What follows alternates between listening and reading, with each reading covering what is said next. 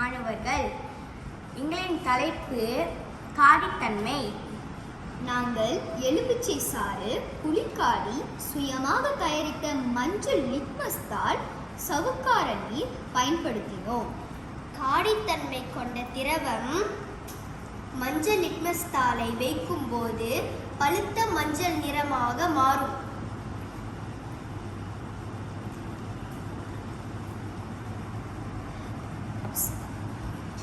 எலுமிச்சை நீர்,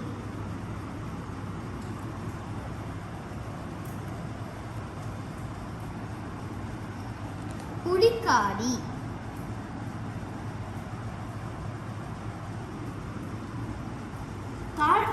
காரத்தன்மை கொண்ட திரவம் மஞ்சள் லிட்மஸ் தாளை வைக்கும் போது பழுப்பு நிறமாக மாறும். சவுக்கார நீர்,